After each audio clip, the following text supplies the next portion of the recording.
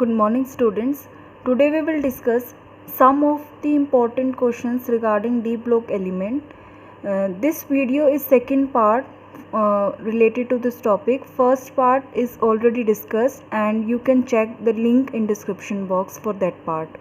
So let us start. First question is, why do zirconium and hafnium have similar properties? Now as we know that zirconium belongs to 4D series and hafnium belongs to 5D series. 4D और 5D series के बीच में हमारे पास जब 5D series आती है वहाँ 4f electrons की feeling start होती है. 4f इलेक्ट्रॉन्स आते हैं वहाँ पे और इन 4f इलेक्ट्रॉन्स की वजह से वहाँ पे पुअर शील्डिंग होती है.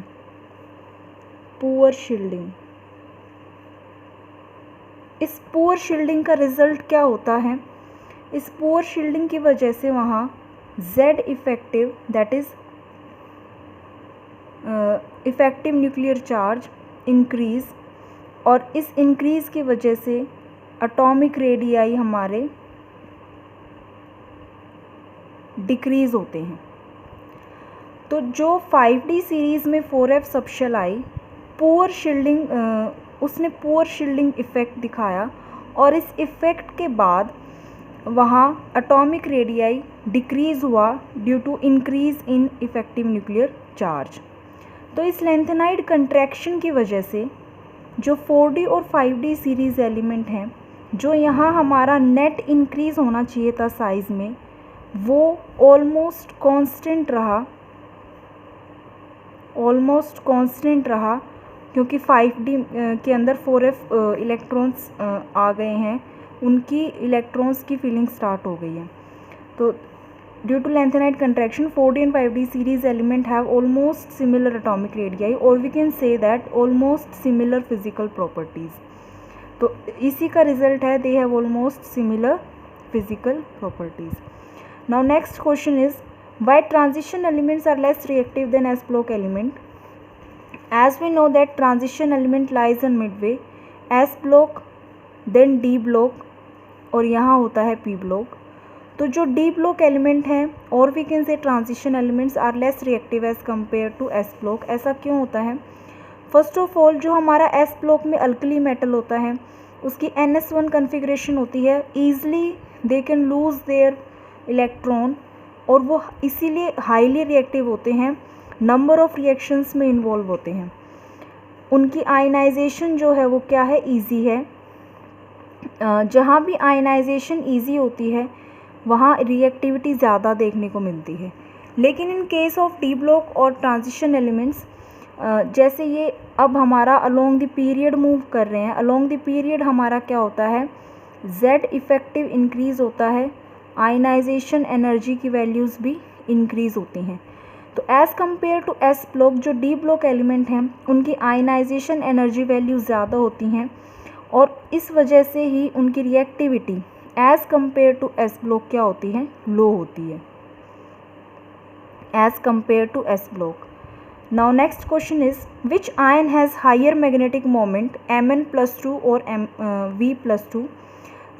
ये फॉर्मूला हमें पता है for calculation of magnetic moment which is based on the number of unpaired electron. It is mu equal to square root of n into n+2. अब अगर हम Mn+2 के लिए देखें तो Mn+2 की इलेक्ट्रॉनिक कन्फिग्रेशन होगी 3d5 4s 0. ग्राउंड स्टेट में होती है 3d5 4s2. 3d5 4s 0 के लिए नंबर ऑफ अनपेड इलेक्ट्रॉन कितने हैं? 5. और अगर V+2 it is having atomic number 23, इसकी इलेक्ट्रॉनिक कन्फिग्रेशन होगी +2 ऑक्सीडेशन स्टेट में 3d3 4s 0. यहाँ नंबर ऑफ़ अनपेड इलेक्ट्रॉन है 5, यहाँ नंबर ऑफ़ अनपेड इलेक्ट्रॉन है 3. तो putting these values in this formula, इसका मतलब ये हुआ कि जो म्यू है it is greater for Mn+2 as compare to V+2 क्योंकि n की value is greater for Mn+2, it is higher. Mn+2 के लिए जो वैल्यू आएगी, अगर इसको हम सोल्व करते हैं तो mu in case of Mn+2 it is around 5.9 bm, and mu in case of V+2 it is around 3.9 bm. Next question is, iron is a transition element but sodium is not. So according to the definition of transition elements और d block, हमने ये पढ़ा है कि जो हमारा last electron होना चाहिए it should enter D subshell. तो हम अगर इनकी इलेक्ट्रॉनिक कन्फिग्रेशन देखें, in case of Fe the last electron enters in 3d subshell. Last electron enter होता है डी सबशेल में, इसलिए उसको ट्रांजिशन एलिमेंट बोलते हैं. लेकिन सोडियम के केस में last electron is entering in 3s subshell. यहाँ कोई d ऑर्बिटल नहीं होता, इसीलिए इसको ट्रांजिशन एलिमेंट नहीं बोला जाता. Instead it is s block element.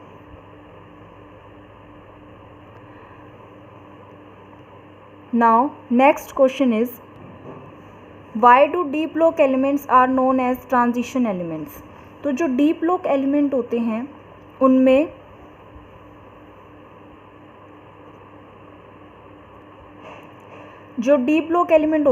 हमने देखा था जो डी ब्लॉक एलिमेंट की पोजीशन होती है एस ब्लॉक ग्रुप 1 to 2.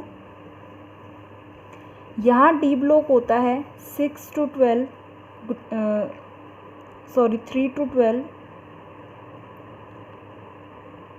और लास्ट में होता है P block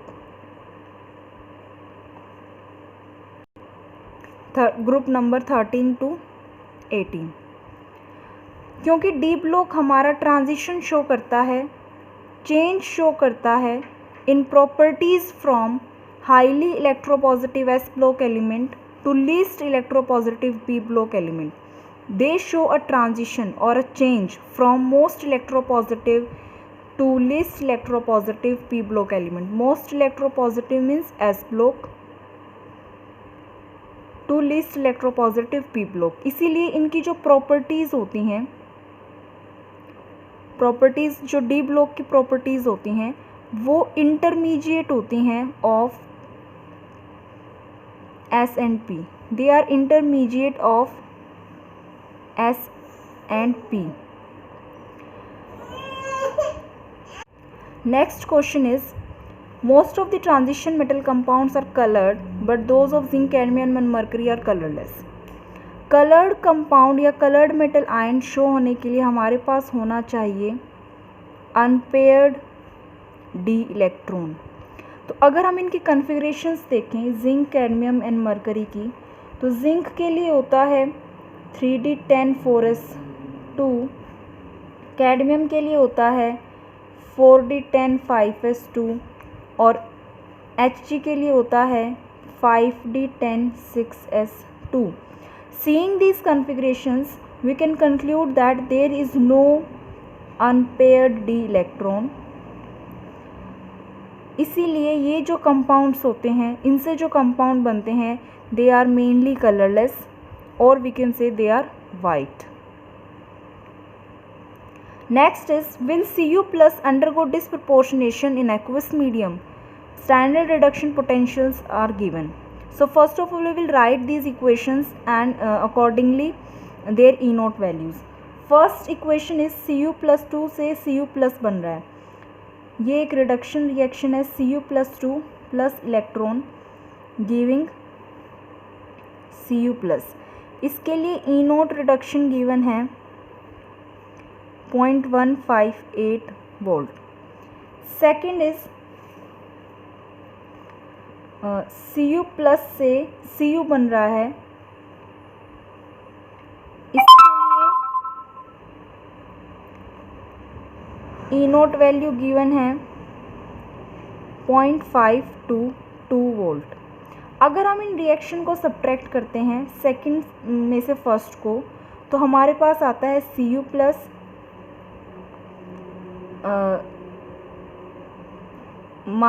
plus electron minus Cu plus 2 plus electron giving Cu तो इसको अगर हम सोल्व करते हैं तो हमारे पास जो नेट रिएक्शन बन के आएगी वो क्या होगी, ये Cu प्लस और माइनस का Cu प्लस जब यहाँ आएगा तो 2Cu प्लस हो जाएगा, ये plus electron minus electron cancel out each other, minus Cu plus 2 है उस साइड जाएगा तो प्लस Cu प्लस 2 हो जाएगा। तो नेट रिएक्शन हुई 2Cu plus giving Cu plus 2 plus Cu। क्योंकि हमने रिएक्शन की थी 2 माइनस 1, सेकेंड में से फर्स्ट को सब्ट्रैक्ट किया था, अकॉर्डिंगली ई नोट वैल्यूज़ भी इसी ढंग से सब्ट्रैक्ट हो जाएंगी। तो इस रिएक्शन के लिए हमारी जो ई नोट वैल्यू होगी वो क्या होगी, इसके लिए ई नोट जो वैल्यू होगी वो होगी 0.522 माइनस 0.158। इसको जब सॉल्व करेंगे तो इसका जो रिज़ल्ट आएगा वो आएगा 0.364 वोल्ट। क्योंकि ई नोट इस रिएक्शन के लिए क्या आ रहा है, पॉजिटिव आ रहा है। तो जब ई नोट हमारा पॉजिटिव होता है किसी भी रिएक्शन के लिए तो वो रिएक्शन हमारी फिजिबल होती है। इसीलिए Cu plus will undergo disproportionation, यहाँ पे डिस्प्रपोर्शनेशन हो रहा है, Cu प्लस से Cu ज़ीरो में भी कन्वर्ट हो रहा है और Cu प्लस से Cu प्लस 2 भी बन रहा है। तो इसका आंसर होगा yes. Now next question is transition elements have strong tendency to form pi complexes. तो इसमें हमारा एक जो पाई कॉम्प्लेक्सेस की फॉर्मेशन होती है, मेनली ट्रांजिशन एलिमेंट्स पाई कॉम्प्लेक्सेस बनाते हैं ऐसे लिगेंड्स के साथ जो पाई एसिड लिगेंड होते हैं। इसमें जो बॉन्डिंग होती है वो किस तरीके से होती है उसको हम देखेंगे। Example CO। तो फर्स्ट ऑफ ऑल लिगेंड जो होता है वो अपने फील्ड ऑर्बिटल से मेटल की तरफ इलेक्ट्रॉन शिफ्ट करता है। यहाँ मेटल का Eg ऑर्बिटल होता है जो वैकेंट होता है और हाई एनर्जी पे होता है, और इस इलेक्ट्रॉन को मतलब ये जो electron from ligand centre to metal centre जाते हैं they move to Eg set, और इससे बनता है हमारा सिग्मा बॉन्ड। फॉर एग्जांपल यहाँ लिगेंड हमारा CO है, तो फर्स्ट जो सिग्मा बॉन्ड फॉर्मेशन होती है वहाँ लिगेंड के इलेक्ट्रॉन ट्रांसफ़र होते हैं to metal vacant Eg orbital. उसके बाद मेटल के T2G ऑर्बिटल जो फील्ड ऑर्बिटल होते हैं वो इंटरेक्ट करते हैं टू लिगेंड। यहाँ ये लिगेंड है CO, और इस इंटरेक्शन से पाई बॉन्ड बनता है, और यहाँ पे इसको बोलते हैं बैक बॉन्डिंग। यहाँ जो लिगेंड है उसका पाई स्टार ऑर्बिटल इन्वॉल्व होता है, इलेक्ट्रॉन शिफ्ट होते हैं from metal field D orbital to ligand pi star vacant orbital, और इस बैक बॉन्डिंग से पाई बॉन्ड की फॉर्मेशन होती है। ऐसा जो ये इफ़ेक्ट है, इस जो इफ़ेक्ट होता है first sigma bond formation then pi bond formation, इसको सिनर्जिक इफ़ेक्ट बोलते हैं। यहाँ से सिनर्जिक इफ़ेक्ट आता है। इस सिनर्जिक इफ़ेक्ट का मतलब यही होता है कि जो सिग्मा बॉन्ड है वो पाई बॉन्ड को स्ट्रेंथ देता है, that is sigma bond formation strengthens the pi bond formation and vice versa. और जो ये सेकंड स्टेप है बैक बॉन्डिंग वाला स्टेप, इसी स्टेप को बोलते हैं फॉर्मेशन ऑफ पाई कॉम्प्लेक्सेस। और इसमें T2G सेट ही इन्वॉल्व होता है, क्योंकि जो T2G सेट है उसकी सिमेट्री लिगेंड के पाई स्टार के साथ मैच होती है, और इसीलिए यहाँ पे हमारा पाई कॉम्प्लेक्स की फॉर्मेशन होती है। So here we have completed second series related to some of the important questions of D block element. If you have any queries, then you can ask in the comment section. Thank you, students.